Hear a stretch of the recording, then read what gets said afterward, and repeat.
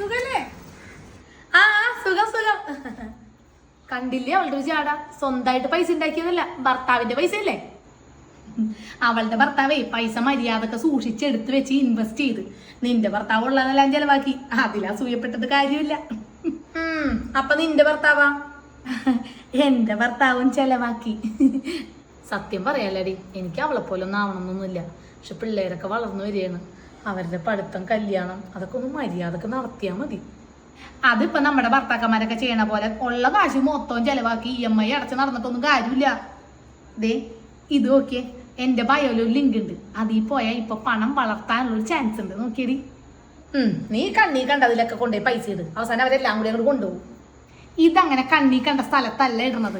ICICI prudential ലൈഫിന്റെ BSE 500 enhanced value 50 index fund എന്നറിയപ്പെടുന്ന NFOയിലാണ് ഇൻവെസ്റ്റ് ചെയ്യാൻ ഞാൻ പറഞ്ഞത്. നിനക്ക് പണം പോകുന്നല്ലേ പേടി?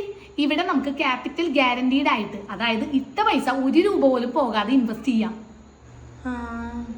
ഞാനും മാർക്കറ്റിലൊക്കെ ഇൻവെസ്റ്റ് ചെയ്യണമെന്ന് വിചാരിക്കും. പിന്നെ എവിടെ നിന്ന് തുടങ്ങണമെന്ന് അറിയില്ലായിരുന്നു. ഇതിന്റെ ഇൻഡെക്സ് ഇപ്പോ കഴിഞ്ഞ 5 വർഷത്തില് 36.3% റിട്ടേൺസ് വന്നിട്ടുണ്ടല്ലോ. വെറുതെ പൈസ ബാങ്കിൽ കൊണ്ടുപോയിട്ട് സമയം കളഞ്ഞ്. നിനക്ക് നിന്നെ കൊണ്ടാവുന്ന എമൗണ്ട് എത്രയാണെങ്കിലും ഇവിടെ ഇൻവെസ്റ്റ് ചെയ്യാം.